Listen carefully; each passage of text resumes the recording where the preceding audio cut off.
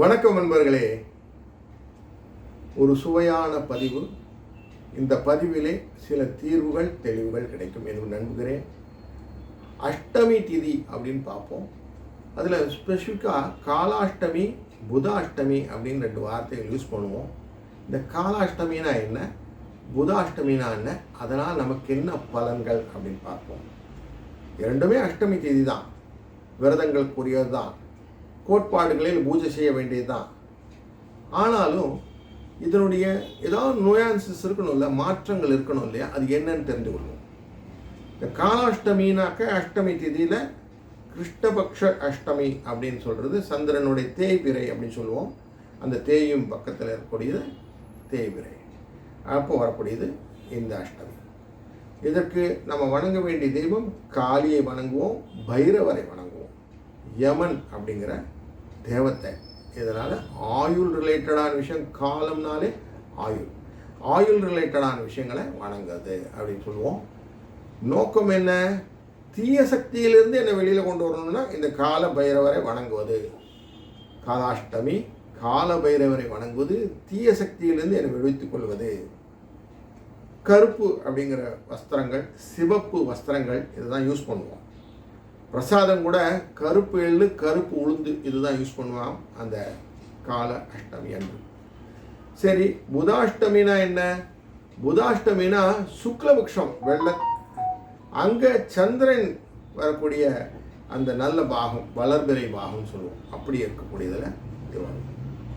துர்கையை வணங்குவது, பூமாதேவியை வணங்குவது, சாந்த ஸ்வரூபமாக இருப்பது, இதுதான் இந்த புத அஷ்டமியோட தன்மை. எதுக்கு வணங்கணும்? நல்ல செல்வம் வரணும், ரைட், ஆரோக்கியம் வரணும், ரைட், குழந்தை பாக்கியம் இல்லை, குழந்தைகள் வேணும், ஓகே. வெள்ளை நிறம், சிவப்பு நிறம், இது ரெண்டுமே இதனுடைய நிறங்களாக யூஸ் பண்ணுவோம். சரி, அரிசி, பால் இதெல்லாம் நைவேத்தியத்துக்கு யூஸ் பண்ணக்கூடிய விஷயங்களாக வைத்திருக்கிறார்கள். அப்போது காலாஷ்டமியின் போது நாம் செய்ய காரியங்கள், இந்த பிள்ளி, சூன்யம், பேய், பிசாசுலாம் சொல்கிறோம் இல்லையா, தீய சக்தி, இதிலிருந்து விடுபடுவதற்கு காலாஷ்டமி உதவும். திடீர்னு மரணம், விபத்துக்கள் இதெல்லாம் நடக்கிறது இல்லையா, இதை எப்படி தவிர்க்கணும்னா காலாஷ்டமி தொழுதால் தவிர்த்து விடலாம். யமதர்மராஜனின் கோபத்திலிருந்து நம்ம குறைத்து கொள்வது அப்படின்னு வைத்துக் கொள்ளலாம். பித்ரு தோஷம், சர்வதோஷம் அப்படிங்கிறதெல்லாம் இருந்தால் நீக்குவது கால தெய்வம் ஆன காலாஷ்டமி. புதாஷ்டமி அப்படிங்கும்போது குழந்தை பாக்கியம், முக்கியமாக மகப்பேரே இல்லை, மகப்பேறு வேண்டும், குழந்தை பாக்கியத்தை கொடுப்பது புதன். செல்வம், விவசாயம் போன்ற இதில் வளங்கள் பெருக்க வேண்டும், பூமி தேவியை வணங்கி செய்யக்கூடிய காரியங்கள். அதனால் பூமியில் ஆசீர்வாதமாக எப்போவுமே நம்ம சாப்பிட்றதுக்கு சாப்பாடு வேணும். சுழன்றும் ஏற்பின்னது உலகம் அப்படின்னு சொல்கிறாரு திருவள்ளுவர். அப்படி உழவு தொழிலே முக்கியமாக கொண்டது இந்த புதாஷ்டமி. அதேபோல் செல்வ வளங்கள் பெருக வேண்டும், நிறைய லாபங்கள் வர வேண்டும், பணம் வரணும்னா புத்திசாலித்தனம் வேணும். புத்திசாலித்தனத்தோட பணம் பண்ணும்போது எப்பயுமே பெருநிலையாக நிற்கும். குடும்பத்தில் எல்லாரும் ஒத்துமையாக நல்ல இணக்கத்துடன் இருக்க வேண்டும். இதெல்லாம் கருணையாக இருக்கக்கூடிய துர்கை நம்மை வரும்போது துர்கையின் அருளாலே கருணை பிறக்கும் அப்படின்னு சொல்லுவோம். அப்போ கருணையாக இருப்பது புதாஷ்டமி. சரிங்க, இதெல்லாம் எப்போ செய்யணும்? காலாஷ்டமினா எப்போ செய்யணும், புதாஷ்டமினா எப்போ செய்யணும் அப்படி கேட்பாங்க இல்லையா.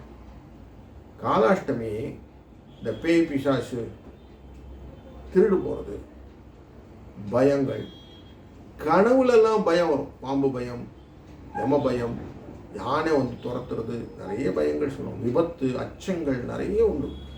இது எல்லாத்துக்கும் காலாஷ்டமியின் போது விரதம் இருப்பது நல்லது. அதே போல் புதாஷ்டமியின் போது குழந்தைகள் செல்வம், விவசாயங்கள், வியாபாரத்தில் விருத்தி, நிறைய வியாபாரம் நல்லா நடக்கணுங்க அப்படின்னு சொல்லுவீங்கல்ல, அதுக்கெல்லாம் லாபம் அதிகமாக ஈட்டக்கூடிய வியாபாரங்கள்லாம் எனக்கு கிடைக்கணுங்க, ஒரேடே சும்மாவே உட்காந்துருக்குறேங்க, ஏதாவது ஒரு ரொட்டேஷன் கொடுக்கணுங்க அப்படின்லாம் சொல்கிறோம் இல்லையா, அதுக்கெல்லாம் புதன் அஷ்டமி வேணும். காலாஷ்டமியின் பூஜை நேரம்னா ராத்திரி வேலை, சாயங்காலத்துலேருந்து ராத்திரி வரைக்கும் நடக்கும். காளிக்கெல்லாம் அப்படி தான் நடக்குது, பார்த்துக்கோங்க. புதாஷ்டமியை காலையில் பூஜை செய்யணும். சுவாமியை காலையில் வணங்க வேண்டும். இந்த இரண்டையும் ஒரே நாளில் கூட வரும். காலாஷ்டமி புதாஷ்டமி இதை வந்துடுச்சு. இன்றைய நாளில் காலாஷ்டமி புதாஷ்டமி. அதனால் காலாஷ்டமிக்கு ஓம் காலாய நமஹா அப்படின்னும், புதாஷ்டமிக்கு ஓம் பூதேவியை நமஹா அப்படின்னு சொல்லலாம். அப்போது நமக்கு என்ன கிடைக்கும்? அதனால காலாஷ்டமி நம்மளுடைய பாதுகாப்பை ஒருங்கிணைத்து கொடுக்கும், புதாஷ்டமி வளத்தை பெருக்கி தரும் அப்படின்னு ரெண்டுத்தையும் கிளியராக புரிஞ்சுட்டோன்னு வச்சுங்களேன். புரிதல் வந்து விட்டாலே உணர்தலோடு நம்ம எல்லாம் செய்வோம். அதனால் இனிமேல் காலாஷ்டமி புதாஷ்டமி ஆனால் சொல்லிட்டாங்கன்னா எனக்கு நல்லா புரியுங்க. நான் எனக்கு என்ன வேணும்னு கேட்டுக்கிறேன். எனக்கு ஆரோக்கியத்தில் குறைபாடு இருந்தால் காலாஷ்டமி, வளத்திலே குறைபாடு இருந்தால் புதாஷ்டமி, இதை நான் தொடர்ந்து செய்வேன் அப்படின்னு சொல்லிட்டு நான் செய்ய ஆரம்பிச்சிருவேன். இப்படி செஞ்சால் வாழ்க்கையில் வளமும் நலமும் நிச்சயம். வாழ்க வளத்துடன்.